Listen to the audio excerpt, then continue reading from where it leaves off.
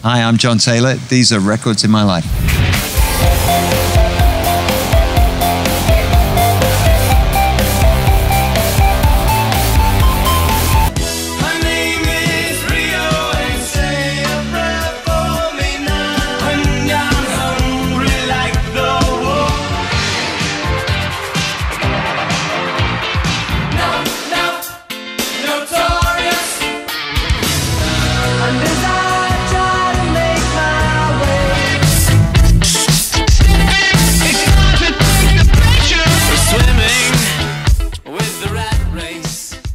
Hi guys, thanks for tuning into Records in My Life. We're here with a man that doesn't need an introduction, but I will give him one anyway. This is John Taylor from Duran Duran. How are you doing, sir? I'm good, Charles. Thanks for having me. Thank you so much for being on the show. Well, what's going on lately with the band? Well, here we're in Edmonton today. We played here last night. We're up to Calgary tonight. We're kind of winding down the Paper Gods tour, which has been sort of on and off over the last 2 years. It's been a great run. We've been all over the world with it. I mean, we got a lot of energy out of that album, and everybody in the band's getting along, and life's good.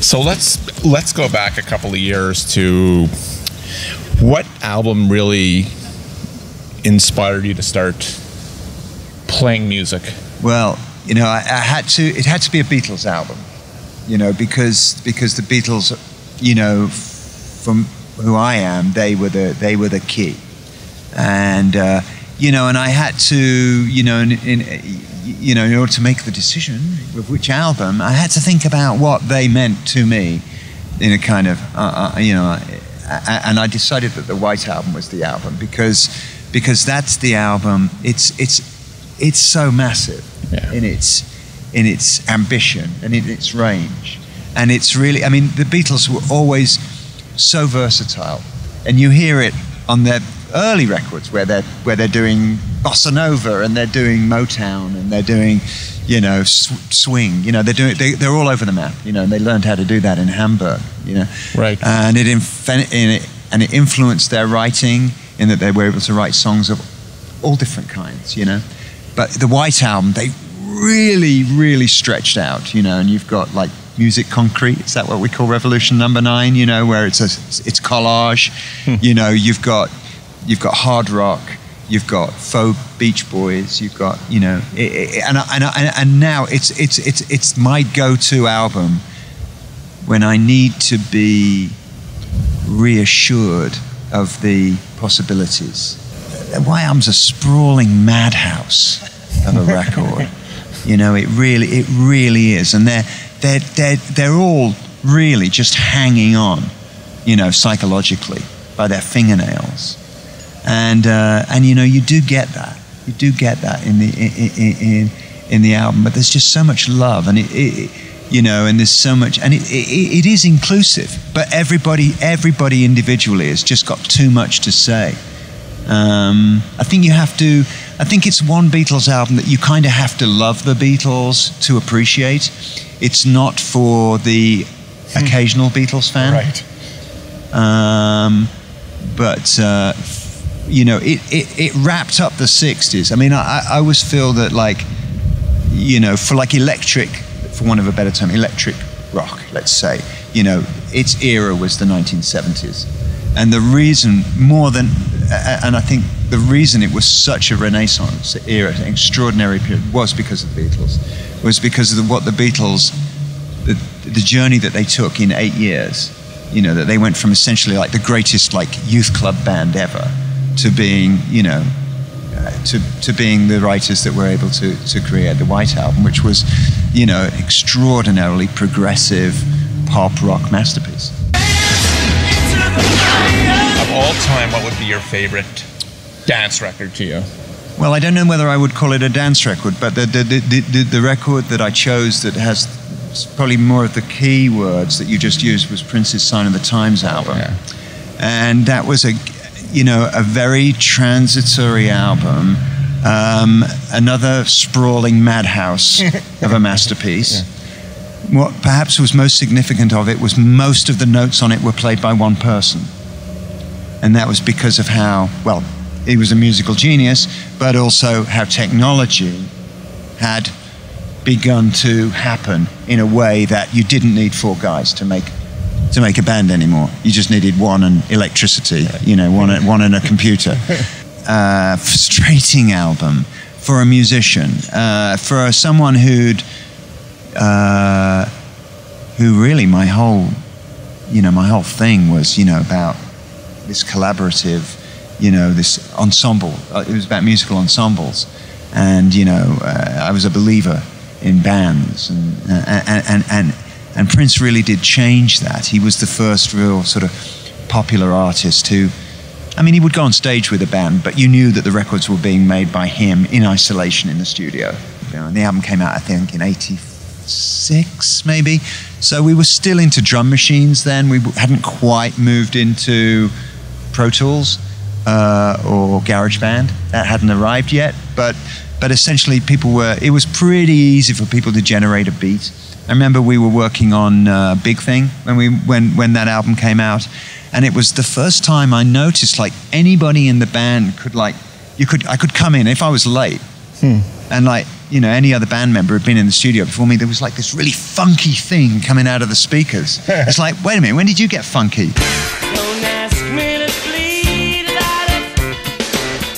I could talk about this second album that I wanted an album from the 70s, which was the time that I started to develop a more personal relationship with music. And, I was an only child. I spent a lot of time alone and in my bed and in my head. And a lot of the sort of English glam rock artists were really great for that, because they were, Bowie, Queen, there was a lot of strange voodoo going on there. But I chose Stranded by Roxy Music because it was an album that I didn't quite get. I remember buying it on cassette, and I remember being a little disappointed that the sound had changed from the first two albums. Brian Eno had been in the band for the first two albums. I loved the single, Street Life. The band that played, I really am a big fan of the rhythm section that played on Stranded, the album after that, Country Life, and the album after that, Siren. John Gustafson was a bass player from Liverpool, and he'd been in a big Mersey band. And, Roxy Music famously, never had a full-time bass player. They changed the bassist up constantly. But Gustafson ended up playing on 3 albums in a row, and the rhythm section with Paul Thompson on those 3 records, I think for Roger and I, is a constant and still now source of inspiration. And the rhythm section on Stranded is phenomenal. So you have that. Not that I'm thinking about being a musician yet when I'm listening to this.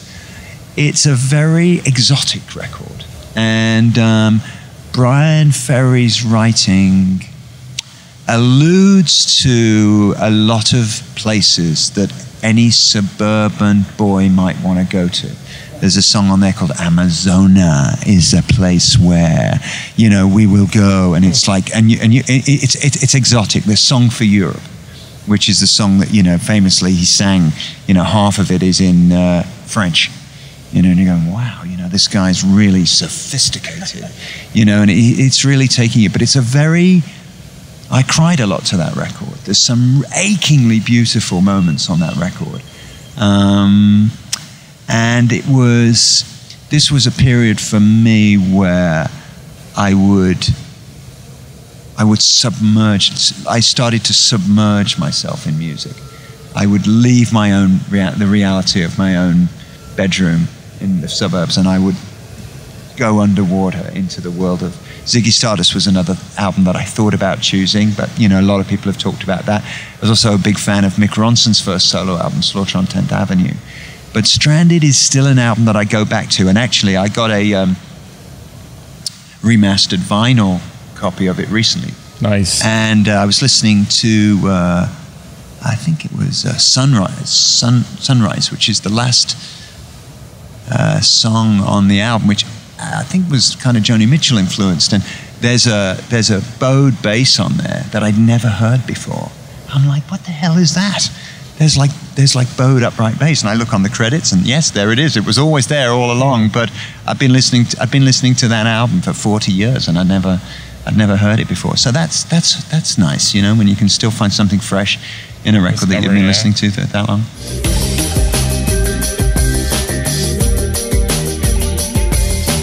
Such a personal relationship with music that, like, if I'm trying to create a romantic moment, I would never put music on because she might just not understand it, and then we're done. You know, unless somebody can go with me, dive as deeply as me, right. And even then, I don't even know if I want to, because I'm diving down with John Lennon, I'm diving down with Prince, and I'm diving down with Brian Ferry. Do I really want to take her with me? That's a great. You know, I'm not sure I want to do that. So yeah, I mean, Marvin Gaye's done it at times, you know, Avalon's done it at times. I mean, actually what gets girls going, I find, is hip hop. You know, Kendrick Lamar comes on these days, then you get ready. Probably the sexiest album the album that has been doing it for me in the last year has been Solange's album, Seat at the Table.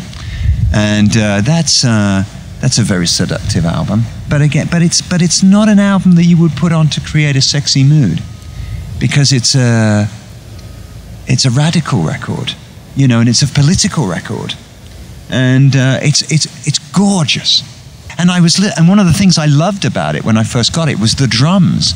I thought, I love the way the drums sound on this record. And then I found out she played them, and I'm like, of course, because they're not like virtuosic, you know, but they're real, but they really speak the song, you know. So the drums alone are worth listening to. But it's a beautifully produced record, and you know, and it really has something to say. Again, it's transformational. You know, you listen to the entire record. It's audacious. It's ambitious.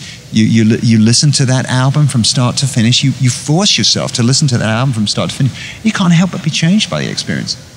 Not many people are going to do that. That's the interesting thing. You know, I don't know how many people that are going to be watching this. You know, I challenge you. You know, get that album and listen to it from start to finish.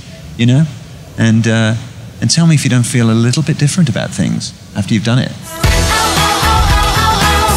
I mean, the other album is Nevermind the Bollocks by the Sex Pistols. Another example of something being deceptive in its appearing to be so simple. Everybody that heard Anarchy in the UK, myself included, thought, oh, I can do this, because I can't play either. But actually, and then you act, but you try, and then for the next 3 years, how many kids tried to write a song like Anarchy in the UK? Hundreds, thousands. Not just in Britain, but on the West Coast, all over the world, tried to write songs like Pretty Vacant and Anarchy in the UK. How many of them pulled it off? Yeah. 10? The Sex Pistols made me feel like I could be a musician. That was what they gave me. And that it was the blunt force trauma of Anarchy in the UK, and bringing that home and just thinking, I have to get involved.